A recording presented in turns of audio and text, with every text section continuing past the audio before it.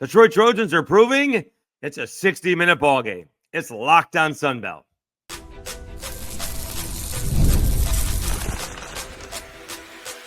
You are Locked On Sunbelt, your daily podcast on the Sunbelt Conference, part of the Locked On Podcast Network, your team every day.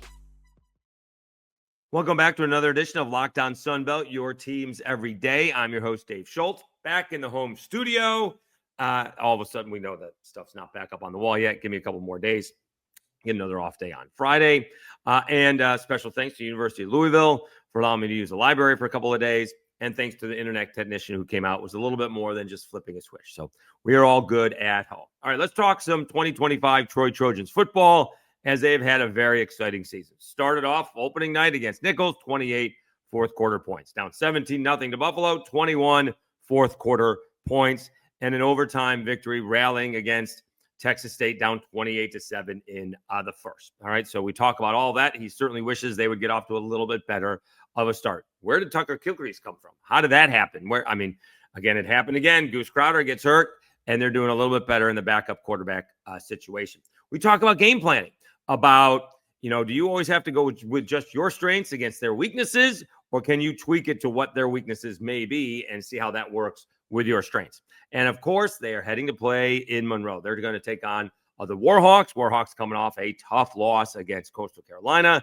And of course, they're going to be looking to play much better, whereas Troy just keeps on rallying late. Let's get to it. He is the head coach of the Cardiac Kids, Troy Trojans. He is Gerad Parker, and he is Locked On Sunbelt.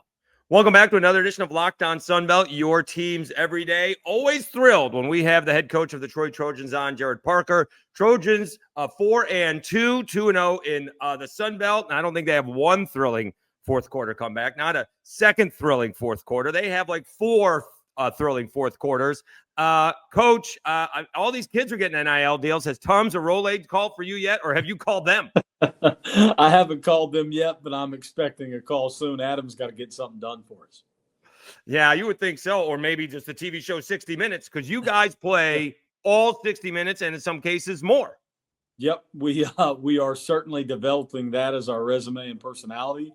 I've told the guys it is okay if we want to maybe not make this have to be overtimes and fourth quarter game comebacks. So that's another topic for what we need to improve on. But certainly a personality has been developed of a resilient group, a group that believes in itself and each other, and no matter what the scoreboard may look like.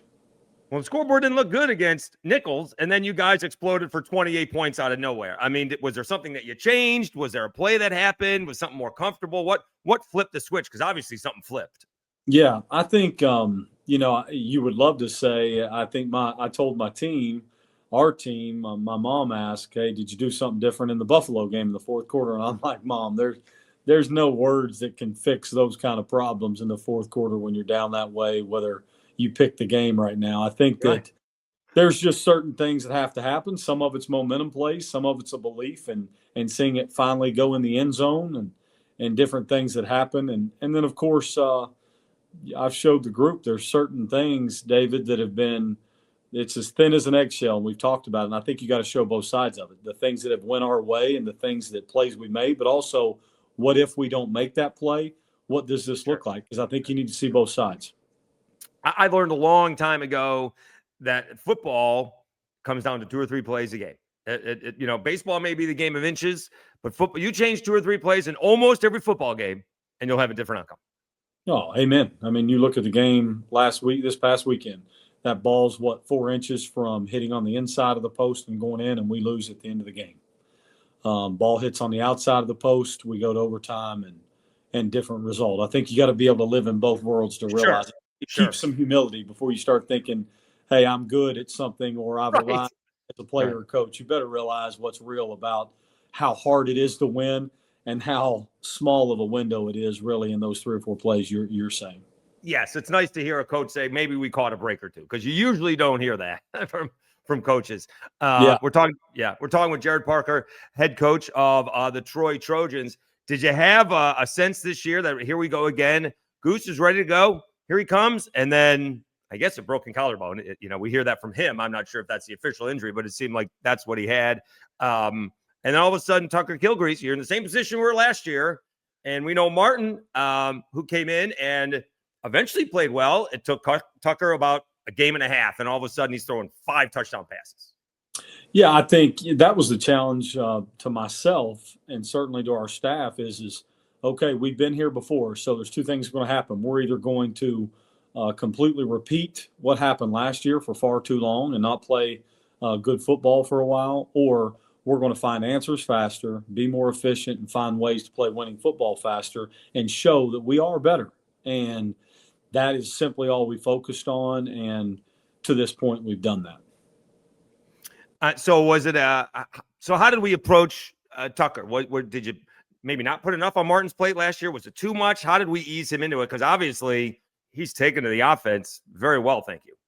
Yeah, much credit goes to him and Sean Reagan, our coordinator, as they game plan together and build things the right way. But I think to Tucker's, I've said this publicly a lot over the last 2 weeks, to his credit, I think more than anything, he's built himself through a process of preparation. And I'm not just saying this is coach talk. He's built himself that way, and it's allowed him to have a process that he can trust day in and day out. And knowing that how am I going to play well? I've got to prepare well. I've got to practice well. I've got to execute well. And he's then been able to go back to a process that's allowed him to get through failure as much as success. And I think that's the key. He's able to handle some failures now and return to a process that gets him out of those moments. And again, I think the proper preparation, the proper game plans to ask him to do the things he can do well has allowed us to play with more efficiencies on offense. Yeah, so how do you teach a kid to do that? I remember reading, and it's much easier in golf because you got time in between. Mm-hmm. But if he had a bad shot, Tiger Woods would count to 10 and the next shot, and he can't worry about the last shot because you can't do anything about it, right? Sure. It's over, it's done with. I think he learned that from his mother. How do you get that through to a kid who always think I could have done this, I could have done that, but you can't do anything about that. You got to worry about what you do the next time. Yeah. Well, I think it's very difficult to do in general, I think. And that's the real answer. And then, too, I think it's very difficult to do in this day and age where your mistakes are seen by the world and seen in a different light on social. There's a lot of things that you have to battle in worrying about what does this look like to everybody else. And the real answer is you have to exclude everybody else. And creating this world of like this, I've called it for myself even a militant approach to each week. I think a routine and proper routines of preparation and what you must do to have your mind settled around what you need to do to serve this team and serve your game, whatever it may be, kind of gets rid of some of the anxieties, if you will, of worrying about what the last play looked like or the last game looked like. And so I think for us, it's just been finding a process for him, finding a schedule for him, for how we meet with him, what we do extra, how he's serving himself after practices to study what he's done. And it's starting to be something that he's really grown to believe in. Talking to Gerad Parker, head coach of the Trojans, Locked On Sunbelt, your teams every day. All right, so I don't want you to reveal too much. I don't know if this is a solid question or not, but I'm going to ask it anyways. In college, do you prepare for your strengths or their weaknesses? Can you have specifically a different game plan? Like this time, we're just going to run it because they can't stop the run and we'll throw in some pass. Or we can take advantage of the secondary and a lack of pass rush and pass it. Because professionally, they kind of do that. And I go back to the Patriots, and I know that's not a fair comparison with Brady and Belichick, but they would game plan specifically for what they were playing against, whereas a lot of teams just kind of go with what they have, and we're going to use that and try to make our strengths turn into their weaknesses. Can you do that? Because obviously different teams have different strengths and different weaknesses. Sure. I mean, one, it's a really good question. Two, I would like to maybe give you a real answer would be that I think there's so many variables to a season, and emotionally and then physically, as you have injuries, non-injuries. Right. What are their schemes versus what are you good at? I think the art of coaching lies somewhere in both worlds, and I'm not avoiding the question. It is, you have to know what you're good at, but then you also have to know, okay, what are they really good at? You better stop what they're really good at. And then, of course, not only stop what they're really good at, then you got to go back and return to what can we execute? Because what you see a team do for maybe an opposing team you're watching film on throughout their season, you see them have some successes. Well, it's nothing we do that we can duplicate. So there's no use in wasting time trying to. And maybe we've made mistakes of that in the past. We have to to know how we're going to hopefully have the best success as opposed to maybe what it looks like another team does. So I think it is both worlds, and having honest conversations at the beginning of weeks to build a game plans that match that. All right, let's take a timeout. We'll continue the conversation about game planning with Troy Trojans head coach Gerad Parker. What do you do when you're outmanned, when you know the other team's better because you see it on the film? We'll talk to him about that right after I tell you about Mazda and Monarch Money.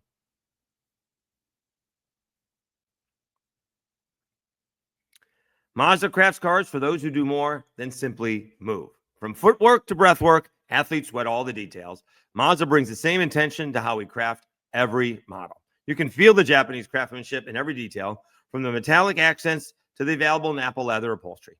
With all-wheel drive standard in every crossover SUV, you can drive with confidence through almost any season. Like our players, we sweat every detail, because when you make every move count, impossible becomes irrelevant. Mazda, move and be moved. And Monarch Money. Most people can't name all their financial accounts or even what they're worth, whether it's 401ks, properties, or investments. And when you don't have the full picture, you can end up leaving money on the table. That's why there is Monarch Money. It's an all-in-one personal finance tool that brings your entire financial life together in one clean, easy-to-use interface on your laptop or your phone. Monarch is built for people with busy lives. If you put off organizing your finances, Monarch is for you. Monarch does the heavy lifting for you. You can link all your accounts in minutes, see clear data visuals, get smart categorization of your spending, and finally feel in control of your money without ever touching a spreadsheet. Don't let the financial opportunities slip through the cracks. Use code LOCKEDONCollege at monarchmoney.com in your browser for half off your first year. That's 50% off for your first year at monarchmoney.com with code LOCKEDONCollege.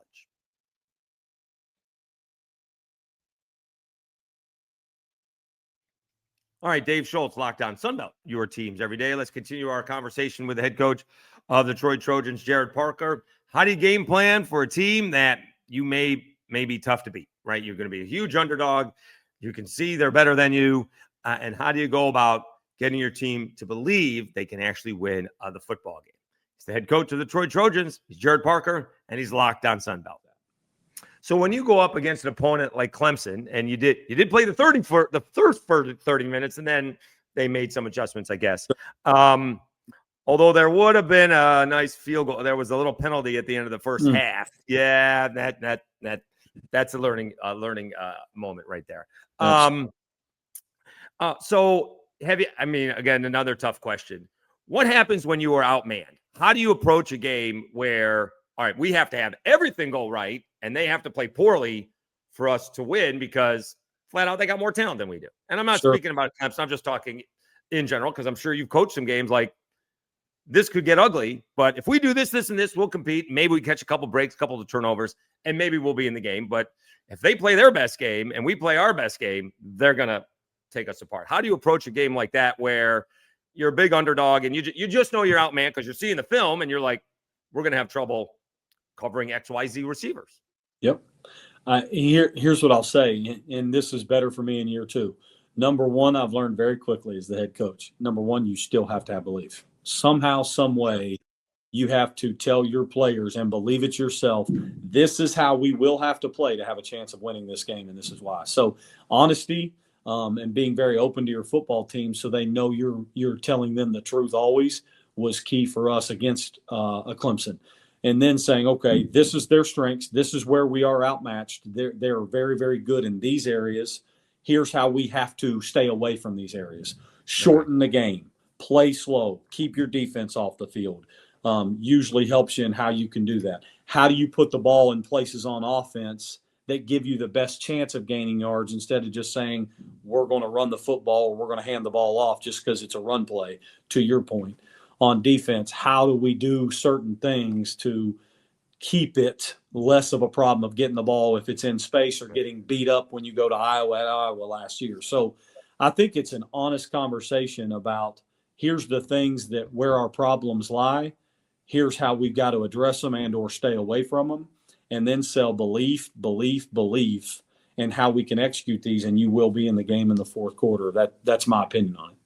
So while there is a belief, you're not blowing smoke either. You're telling them this is the case. If we do that, we're going to be in big trouble, so we have to do this. Yes, I've never wanted to stand in front of anybody as a position group coordinator or head coach and them never not believe he's Right. telling me the truth. And I think if we have that type of authenticity as people and as coaches, your players believe everything you say. Talking to Gerad Parker, head coach of the Troy Trojans, Locked On Sunbelt, your teams every day. All right, so working, had internet problems, didn't get to see the end of the ball game or watch it until a little bit later on. I'm not sure we're going to see a better throw and catch than I think the tying touchdown from Tucker Kilcrease to DJ Epps. That was right above the corner or the linebacker, I guess, but I presume it was the corner and right in front of the safety, and the safety's draped all over DJ. I got to believe that coaches fantasize about plays like that. That is about as perfect play as you can have because, again, if it's thrown a couple inches lower, it's tipped and it's not caught. Yeah, there's sometimes you can say, well, it was no. I mean, there are 3 or 4 balls that were thrown that there's only one place that they can be thrown to be completed. Right.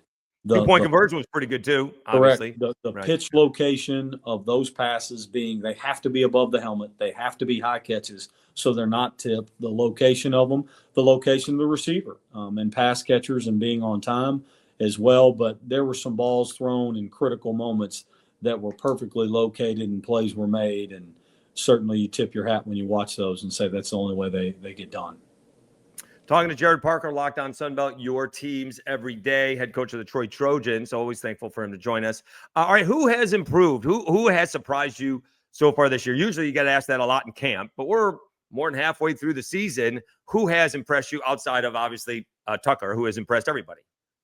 Yeah, I think overall, and not to avoid names, but it's easy to bring up Epps. You can do position groups. I'll take that. Yeah, I do. I think that where we are right now offensively is our receiver room has turned into a room instead of maybe having to feature one player. All 5 of those guys that are playing significant minutes for us are involved in game plans and getting touches, and they're taking steps. Same in the tight end room. I thought they played their best ball. And I think that's a step forward. Defensively, we're able to play more people at D-line, and that's going to be critical to go down the stretch with half the year still left.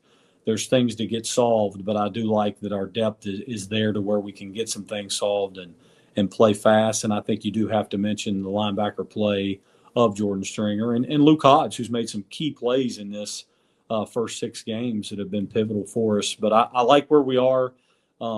In those realms, we do have some things we've got to fix to stop the run better.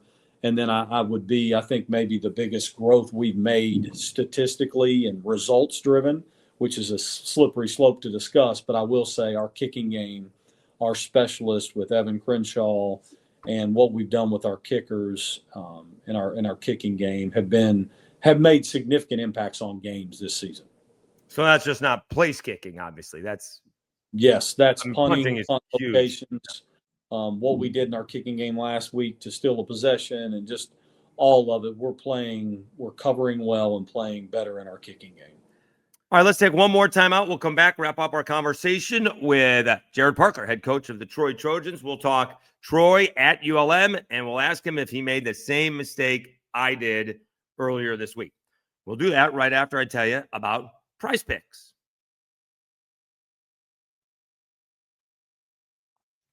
This episode brought to you by Prize Picks. Every day we make decisions, but on Prize Picks, being right can actually get you paid. Don't miss the excitement of this football season with Prize Picks, where it's good to be right. Playing Prize Picks is such fun. Simple way to add more excitement to football. You just pick more or less on player projections, like Josh Allen's passing yards or Saquon Barkley rushing for a touchdown, and you're in the game. Download the Prize Picks app today and use code LOCKEDONCollege to get $50 in lineups after you play your first $5 lineup. That's code LOCKEDONCollege for $50 in lineups after your first $5 lineup. Prize Picks. It's good to be right.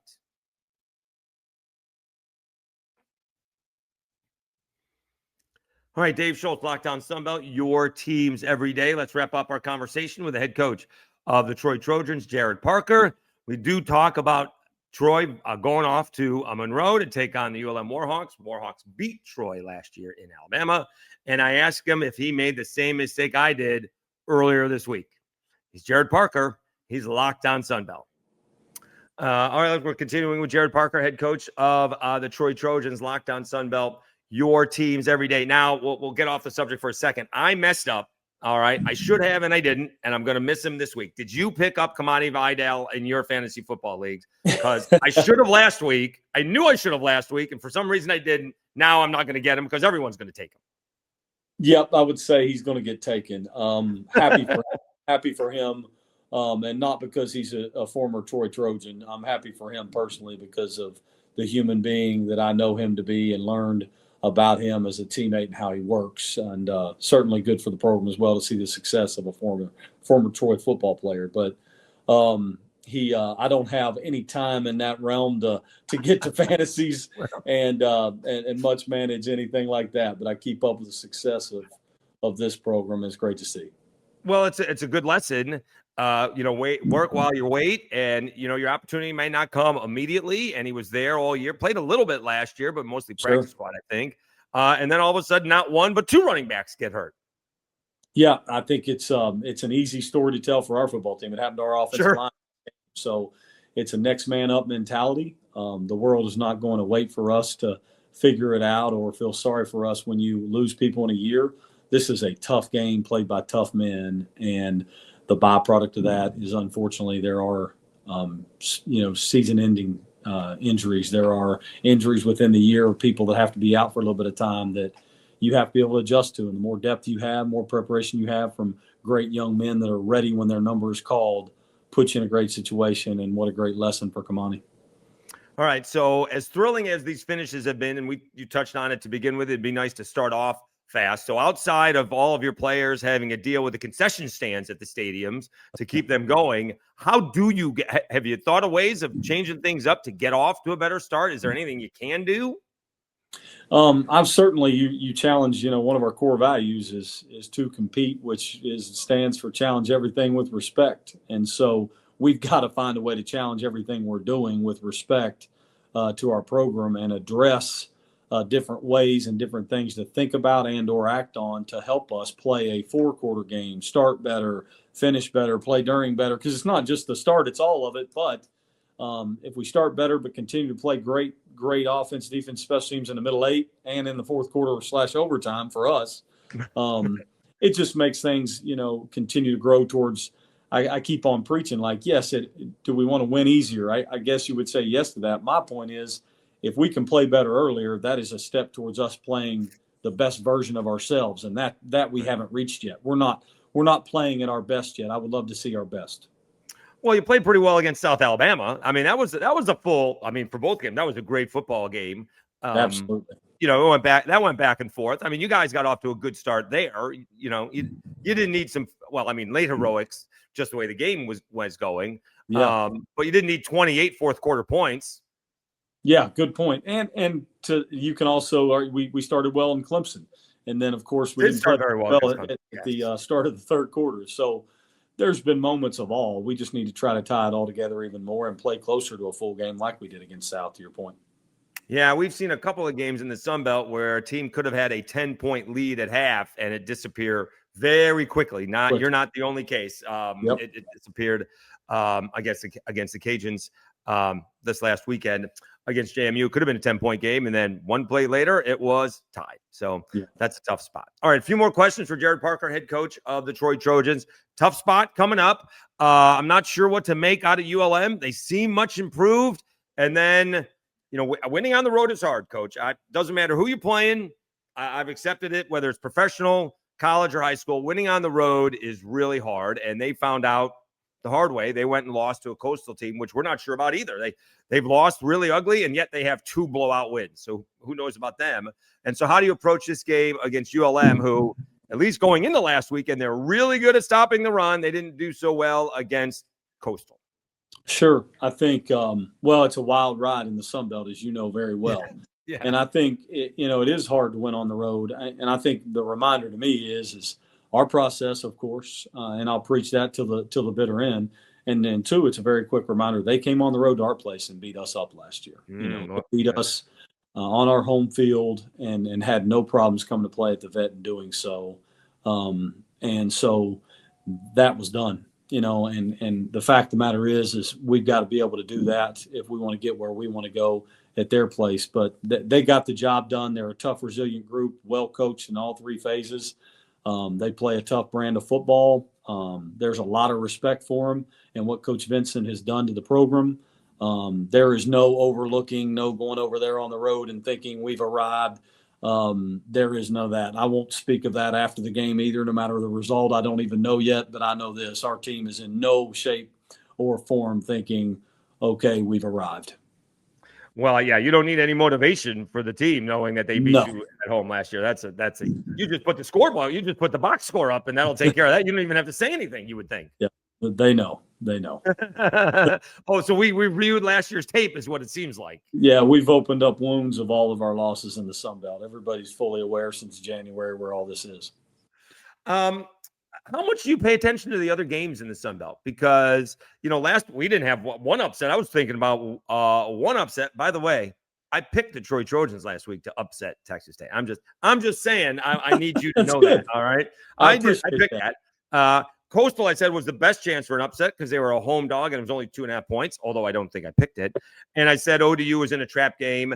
They just didn't play very well. Marshall has found their quarterback. How much do you pay attention to what else is going on besides what's right in front of you? Do you take a wide angle lens because to keep track of everything, or you just kind of stay laser focused on, what's right in front of your face?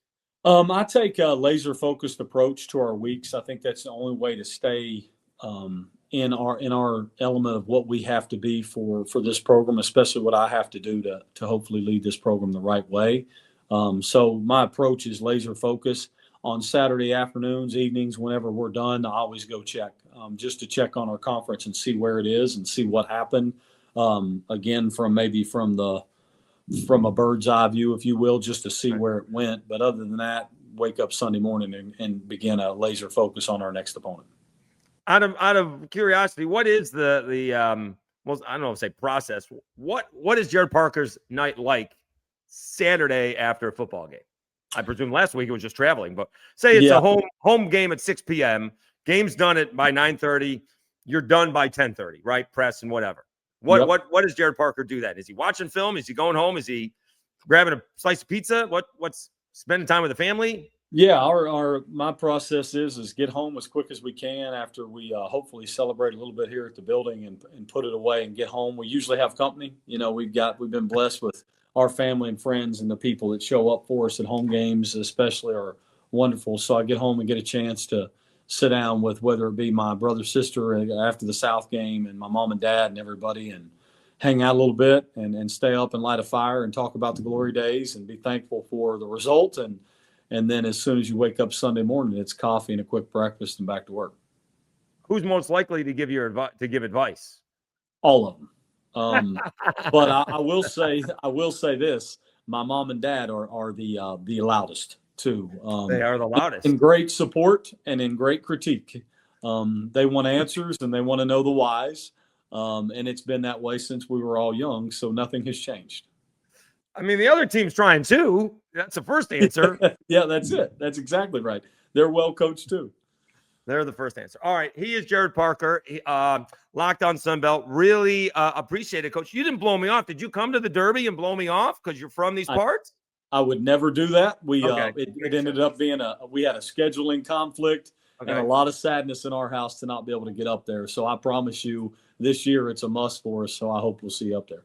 All right. We may have something special for you when you're coming up to horse racing country and of course, bourbon country. He is Gerad Parker. He is the head coach of the Troy Trojans. Really appreciate your time. Last minute request, and you can do it right now. It's like we're doing it right now. All right. Appreciate it, Coach.